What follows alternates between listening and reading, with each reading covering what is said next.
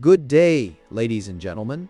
We bring you a report from the summer of 1952, a time when the skies over our nation's capital became the center of an unprecedented mystery.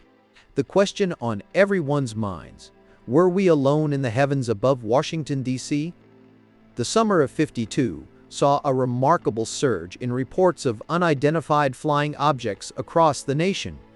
Project Blue Book, the Air Force's own investigation, recorded over 700 new sightings in just 6 months, more than all the reports in the previous 4 years combined. Newspapers were filled with stories, over 16,000 items in fact, capturing the public's fascination and concern. But it was the events over 2 consecutive weekends in July that truly captured the world's attention. It began on the night of Saturday, July 19th, around 11:40 p.m. At Washington National Airport, Air Traffic Controller Edward Nugent spotted something unusual on his radar scope: 7 objects, about 15 miles southwest of the city. These weren't following any known flight paths. His superior, Harry Barnes, witnessed the same, describing movements completely radical compared to those of ordinary aircraft. Multiple controllers confirmed the radar was working perfectly, yet the strange blips persisted. Up in the control tower, Howard Coughlin and Joe Zacco saw them on their radar too, and then, astonishingly, saw a bright light hovering in the sky visually, before it shot away at incredible speed. "Did you see that? What the hell was that?" Coughlin exclaimed to Zacco. As more objects appeared across the radar scope, moving even over the White House and the United States Capitol, Barnes contacted Andrews Air Force Base. While Andrews initially saw nothing on their radar, an airman there soon reported a visual sighting. Airman William Brady in the tower saw an object like an orange ball of fire trailing a tail, unlike anything I had ever seen before. As he tried to alert others, it took off at an unbelievable speed. On a runway at National Airport, Capital Airlines pilot S.C. Pierman observed 6 white, tailless, fast-moving lights for 14 minutes. He was in contact with Harry Barnes, and each visual sighting coincided with a blip on the radar scope near his plane. When Pierman reported a light streaking off, it vanished from the radar. The mystery deepened at 3 a.m. when Air Force F-94 jets arrived from Delaware. As the jets neared, the objects vanished from National Airport's radar. When the jets left to refuel, the objects returned. This led Barnes to believe they were monitoring radio traffic and behaving accordingly. The radar targets were last seen at 5:30 a.m. The following Saturday, July 26th, the events repeated themselves. At 8:15 p.m., a pilot and stewardess flying into Washington saw strange lights. Within minutes, both radar centers at National Airport and the radar at Andrews Air Force Base were tracking unknown objects again. USAF Master Sergeant Charles E. Cummings at Andrews visually observed these lights, noting they had no trails. They traveled faster than any shooting star I have ever seen. At National Airport, Project Blue Book spokesman Albert M. Chop was present, denying reporters access to photograph the radar screens due to security concerns. By 9:30 p.m., radar was detecting objects in every sector.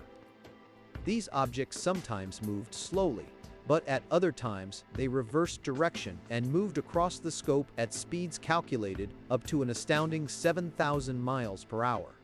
2 F-94 jets were scrambled again.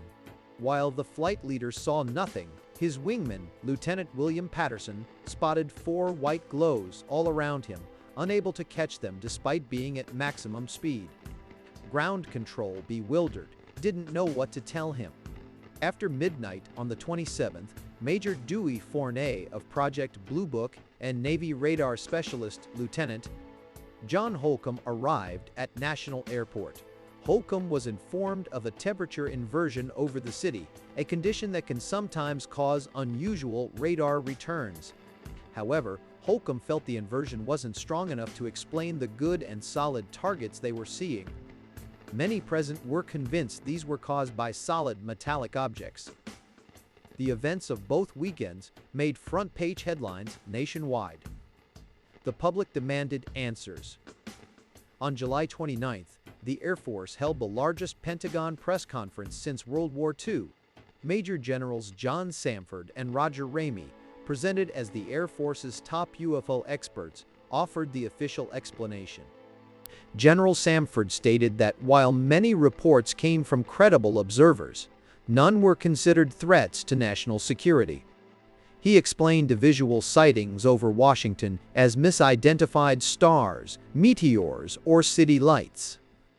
The unknown radar targets, he claimed, were caused by a temperature inversion, which bends radar signals, creating false returns. He argued the radar contacts weren't solid objects.